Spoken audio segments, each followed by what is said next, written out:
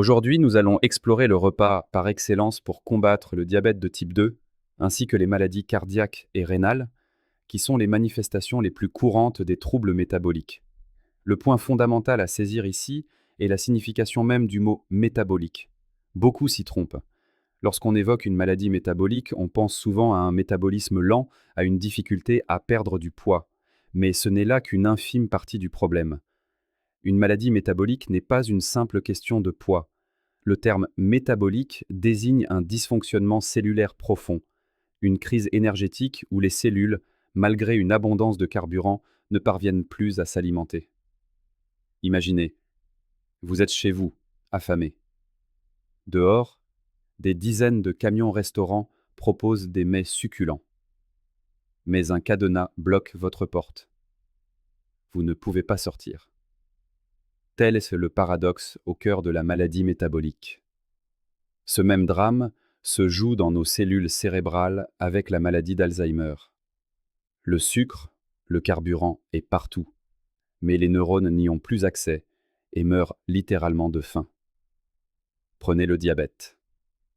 Le sang est saturé de sucre, et pourtant, le patient devient aveugle, développe des pathologies rénales et cardiaques, et même le diabète de type 3, un autre nom pour Alzheimer.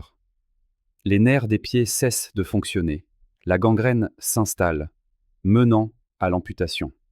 Tout cela parce que les cellules sont affamées au milieu de l'abondance. Ce qui est véritablement stupéfiant, c'est que le diabète de type 2, les maladies cardiovasculaires et l'insuffisance rénale chronique touchent un quart de notre population. Une personne sur 4. Mais le tableau s'assombrit encore si l'on consulte une étude de Harvard.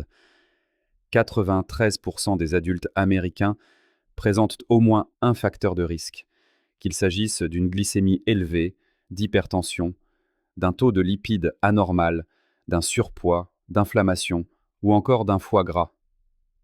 Cela signifie que seulement 7% de la population est en santé métabolique optimale. Ces chiffres sont vertigineux. La source de ce désordre se niche au cœur même de nos cellules, dans nos mitochondries. Ces usines énergétiques perdent leur fonction, et c'est là que tout commence.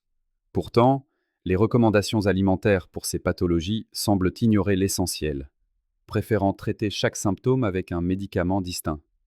Aujourd'hui, nous allons découvrir quel repas pourrait inverser ce processus. Bien sûr, dans les cas de démence sévère ou de maladies hépatiques avancées, le chemin est plus difficile, mais qui ne tente rien à rien. Rappelons-le, une maladie métabolique survient lorsque la cellule ne peut utiliser ni le sucre ni la graisse comme énergie, à cause d'un phénomène appelé résistance à l'insuline, l'hormone qui régule l'entrée du carburant. Si l'insuline est résistante, les cellules manquent d'énergie, et les symptômes apparaissent. Comment en arrive-t-on là? Pour le comprendre, il faut connaître la norme. Une glycémie saine se situe entre 70 et 90 mg par décilitre. Et voici le choc. Cela équivaut à une seule, minuscule cuillère à café de sucre pour l'ensemble de notre circulation sanguine. Or, nous en consommons en moyenne 31 par jour. Mais ce n'est pas tout. Le sucre visible n'est que la partie émergée de l'iceberg. Il faut y ajouter les glucides cachés, les amidons raffinés que l'on trouve partout, amidon de maïs modifié, maltodextrine. Ces substances, qui n'ont même pas un goût sucré, provoquent des pics de glycémie encore plus violents que le sucre lui-même. Les industriels les utilisent comme agents de remplissage ou de texture. Un Américain moyen en consomme l'équivalent de 56 cuillères à café par jour. Faisons le calcul, 31 cuillères de sucre, plus 56 d'amidon, cela nous mène à un total effarant de 87 cuillères à café de sucre au sens large chaque jour. Imaginez injecter un carburant d'avion ultra raffiné dans une mécanique délicate. C'est une destruction massive. Et ce chiffre est basé sur un régime de 2000 calories. La plupart des gens en consomment bien davantage, ce qui pourrait porter le total à plus de 130 cuillères par jour. Face à ce déluge toxique, le corps déclenche un mécanisme de survie. L'insuline agit comme un puissant aspirateur, retirant l'excès de sucre du sang pour le stocker sous forme de graisse abdominale, dans le foie ou en triglycérides. Mais ce processus de protection endommage les mitochondries. Pendant des années, le pancréas s'épuise dans cette course effrénée pour produire assez d'insuline. La glycémie semble normale, mais en coulisses, le drame se noue. Après 15 ou 20 ans, le pancréas exténué ne peut plus suivre. C'est alors que le prédiabète, puis le diabète, s'installent. Si l'on mesurait l'insuline à jeun, on pourrait détecter le problème des décennies plus tôt. Quel est donc le meilleur repas pour inverser cette spirale infernale? La solution commence par une réduction drastique des glucides raffinés et une diminution de la fréquence des repas. 2, voire un seul repas par jour, en supprimant tout grignotage. La clé du succès n'est pas la perte de poids, mais votre capacité à passer d'un repas à l'autre sans ressentir une faim dévorante.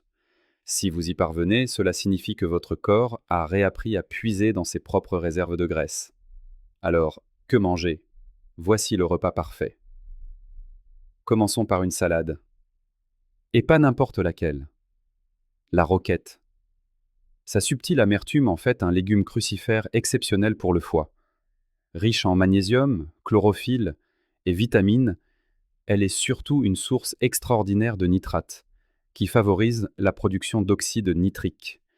Cette molécule, souvent déficiente en cas d'hypertension, aide à dilater et à assouplir les artères, améliorant la circulation sanguine. La roquette, par sa richesse en magnésium et en potassium, nourrit directement vos mitochondries, ces usines énergétiques que nous cherchons à réparer. Pour l'assaisonner, un filet de vinaigre de cidre de pomme, dont l'efficacité sur la glycémie a été prouvée, et de l'huile d'olive extra vierge, véritable concentré de polyphénol bienfaisant pour les artères. Ajoutez-y quelques graines de citrouille pour le magnésium et une pincée de levure nutritionnelle non fortifiée, l'une des meilleures sources naturelles de vitamine B, indispensable à la production d'énergie. N'oublions pas l'avocat, un trésor de potassium. Nous avons besoin de près de 4700 mg de potassium par jour, un seuil que peu de gens atteignent. Le potassium est un tranquillisant physiologique. Il apaise, régule le rythme cardiaque, abaisse la tension artérielle et est essentiel au bon fonctionnement des nerfs et des muscles. Augmenter son apport en potassium est plus judicieux que de simplement réduire le sodium. Passons maintenant aux protéines et aux graisses saines, pierres angulaires de ce repas réparateur. Je vous propose un hamburger. Non pas celui des chaînes de restauration rapide, mais un steak haché de haute qualité, issu de bétail nourri à l'herbe. Pourquoi haché plutôt qu'un steak? Parce qu'il contient un meilleur équilibre entre protéines et graisses saines. La viande rouge de qualité contient des composés précieux comme la carnosine, la carnitine et la créatine, qui aident à transporter les graisses vers les mitochondries et à protéger les cellules des dommages causés par les glucides. Elle est également une source inégalée de fer héminique, de zinc, de sélénium, de toutes les vitamines B et de protéines hautement biodisponibles. Pour réparer les mitochondries et maintenir la masse musculaire, des acides aminés de haute qualité sont non négociables. Et pour le dessert, nous en parlerons une prochaine fois. Laissez-moi vous parler d'un microbe fascinant, le Lactaearius. Il est souvent absent de notre microbiote intestinal, particulièrement après un traitement antibiotique ou si l'on n'a pas été allaité, car c'est la mère qui le transmet. Ce microbe est un véritable chef d'orchestre. Il régule les autres micro-organismes, protège l'intestin grêle des bactéries indésirables, améliore la sensibilité à l'insuline et réduit les agents pathogènes. Mais son rôle le plus surprenant est peut-être de stimuler la production d'ocytocine, l'hormone du lien social. En le cultivant, on devient plus sociable. Un effet pour le moins étonnant. Et ce n'est pas tout. Il contribue également au développement de la masse musculaire. Pour en enrichir votre microbiote, une solution simple consiste à préparer un yaourt maison, en utilisant par exemple un mélange de crème et de lait. J'aime y ajouter une touche de chocolat noir sans sucre. Loin d'être un simple plaisir, le chocolat noir est une source précieuse de polyphénol, bénéfique pour les parois artérielles. Il favorise la production de monoxyde d'azote tout en apportant du magnésium. À ceux qui s'inquiéteraient de sa teneur en oxalate, je réponds que le magnésium est précisément l'antidote. En se liant aux oxalates, Il empêche la formation de calculs. Le magnésium vient donc à la rescousse. Vous pouvez également ajouter une pincée de cannelle pour mieux réguler votre glycémie. Associez cela à un jeûne intermittent et une alimentation pauvre en glucides. N'oubliez pas le pouvoir du soleil. Plus de la moitié de son rayonnement est infrarouge. Il traverse même les vêtements pour atteindre votre corps et soutenir vos mitochondries.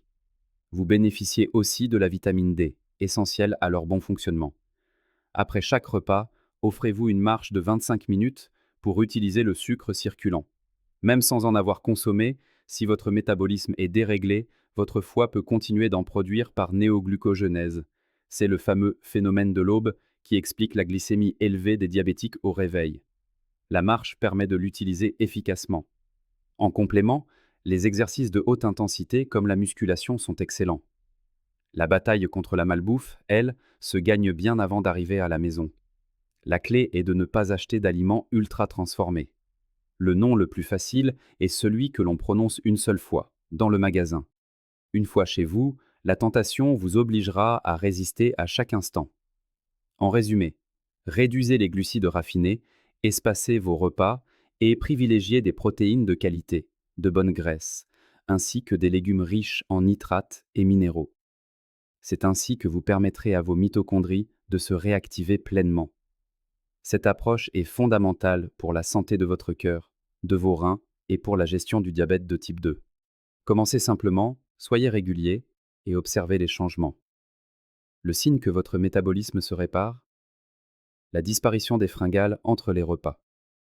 Et si vous souhaitez un soutien naturel dans cette démarche, découvrez nos vitamines et compléments pensés pour les seniors. Magnésium, oméga 3 et complexe de vitamines et antioxydants.